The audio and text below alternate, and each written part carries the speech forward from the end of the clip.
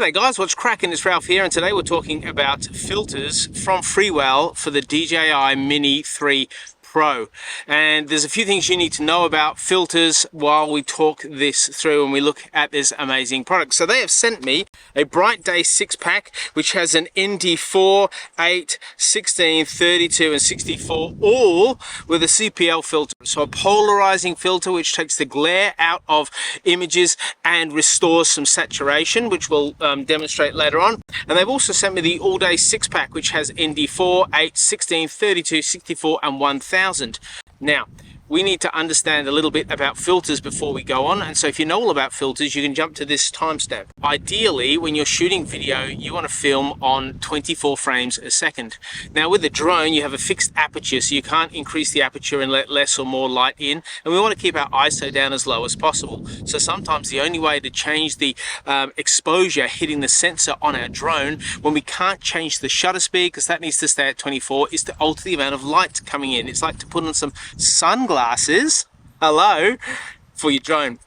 Now, when that takes place, you want to measure how much light to counteract and respond to that amount of light. So, for example, if it's a really bright day like this, we might start with an ND32, which really takes down the amount of light getting sucked into the sensor. But you normally might go with, if it's just a dull day or it's early in the morning, you might go with an ND4. Now, the challenge with drones is you can't exactly jump up there and change it while you're shooting. So you have to have your best guess before you go. So really bright requires larger ND numbers. Really dull or dark requires none or less ND numbers. And with the Bright Day pack, you can actually add a CPL. So if you're shooting around water, or you're shooting around metal objects, so buildings, use a CPL, use the Bright Day 6-pack. That's the one you want to get. If you are shooting just a lot of non-water things, so you're not shooting around lakes or rivers or waterfalls, but you're shooting in the desert or the outback or forests or that sort of thing, you'll be fine with the All Day 6-pack. I always prefer to put a CPL, circular polarizing filter, on my drone at all times, and you can adjust them. And we'll talk about that in just a minute. Light is measured in stops, and so we measure light in the stop of light, and an ND4 will take 2 stops of light down, an ND8 will take 3 stops, an ND32 will take 4 stops, an ND64 will take 5 stops, and an ND1000 will take 10 stops. The 10-stop filter is if you want to do long exposure photography with your drone, which can look absolutely spectacular. So it allows you to go into photo mode and really slow down that shutter speed, so you get a lot of movement blur that gives you a photo that looks, well, like this.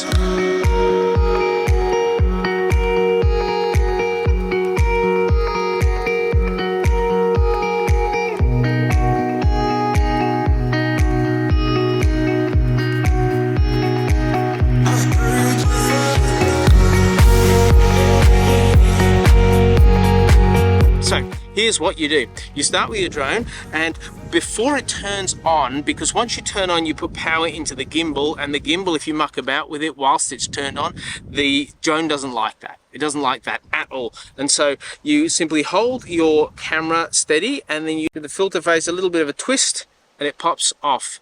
And here it is, and the one that comes with it is not actually a filter, it's just a case. So we then take out our 6-pack, and these are brand spanking new. There's the filters. They look really, really nice. We look at the All Day 6-pack. There's no circular movement on it, so this you can change the amount of polarizer on it.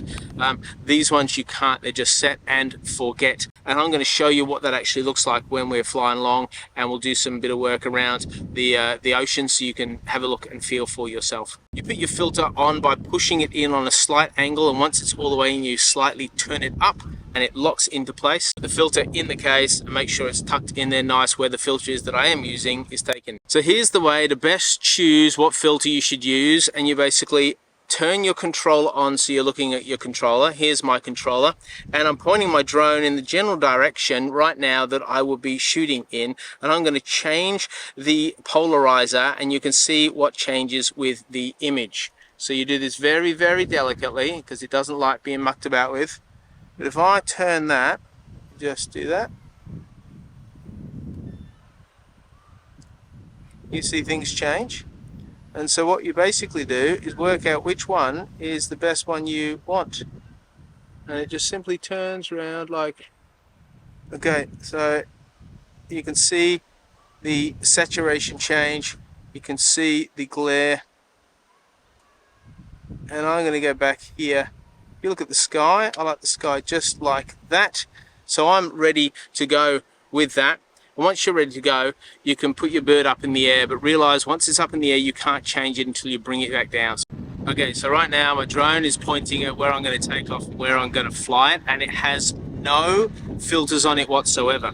So if I select film, so I'm videoing now, and if you look in the bottom right hand corner, it tells you that it's on auto. So I'm going to click on auto, and I'm going to go to manual. Now at manual, you can see it's super blown out, which is no good at all.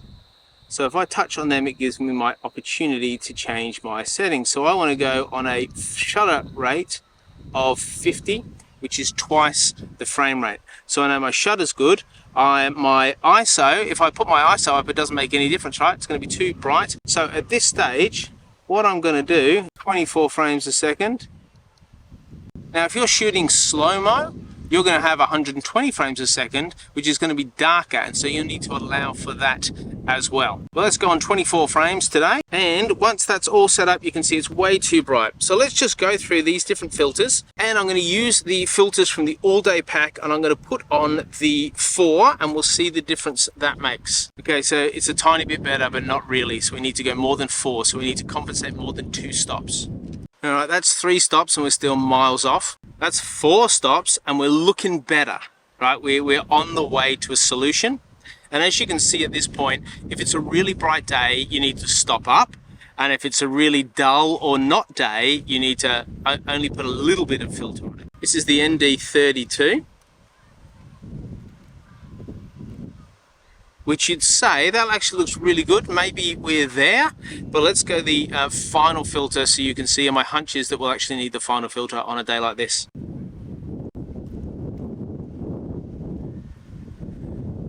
Now, what do you think? Would you go ND32 or would you go ND64? It's personal choice. I'm going to go with ND64 because I know once I get past those green shrubbery in the foreground, that sand is really going to be really bright, as is the sea and the sky. Now let me just put on the 1000 so you can see then the difference as it jumps up to 10 stops. Pitch black. Now watch this. I go to photography and it is on auto, so I take it off auto and go into manual, and look at my shutter speed. So if I take my shutter speed, I drop it all the way down, watch what happens. It's 1/30th, 1/25th, 1.25. I can go an 1/8, I can go 1/5, and go 2.5 seconds. So let's say I want to take a 1.5 minute exposure. That's too bright. So the most I could do on a day like this is 1.3, and I can alter it later on because it's in RAW. 1 second would probably be preferable. But 1/1.25 might actually be the premium real estate to adopt for a long exposure shot. But as you can see, the exposure compensation is changing. So to get most out of the exposure compensation, you could go to 1.3, 1.56. 2 seconds is too much. So 1.6. So I hope this begins to give you a bit of an orientation around how these brilliant filters work. Freewell filters, they don't have any sort of chrome casting, so you don't have any pink or strange greens in your shot. It's really, really clear. I've used Freewell for a long, long time and really, really recommend them to you. They also sent these to me, so I'm really thankful for the opportunity to partner with them in this video. Now, the reason you want to shoot in 24 frames a second is because your eye catches things at 24 frames a second. So video that's presented at 24 frames a second gives you the most realistic feel to what's actually happening. Of course, you can do what you like. It's just a professional industry standard. But what I'm going to do now is put it on auto. I'm going to fly the drone over a certain area of beach that will give you a feel for what happens if you just put the drone in auto.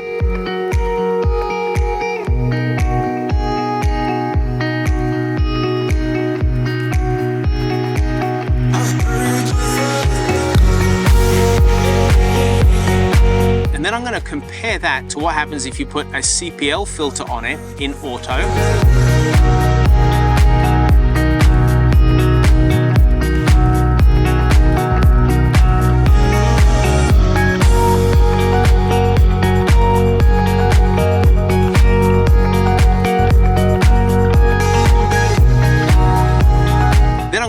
ND64 filter on it, and ND stands for neutral density. So I'm going to put the ND64 filter on, which we just worked out is the best for today.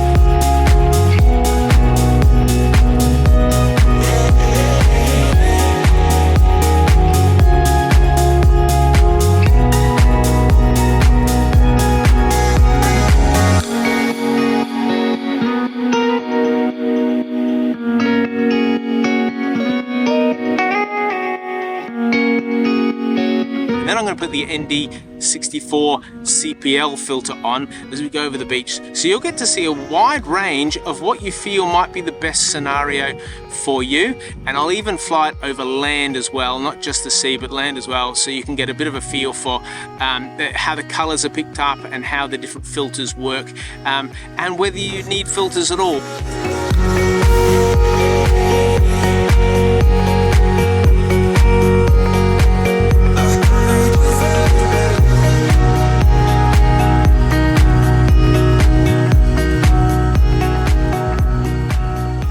I would encourage you to have some filters in your bag, because there's all sorts of times when you're like, oh, if I just had it.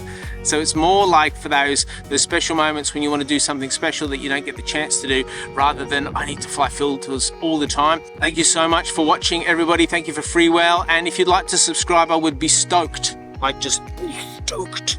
Come on, get into it. You can always unsubscribe if you like. It's totally doable and allowable and whatever. If you want to give me just the thumbs up, that's helpful too. And if you want to support the channel in any way, I think you can do like this super thanks, or you can buy the filters through the link that is below. Anyway, I'm waffling. Thanks heaps, everybody, and I will see you in the next video. Bye. And you can undo, oopsie daisy. Oh dear, don't drop and scratch them. Not a good idea.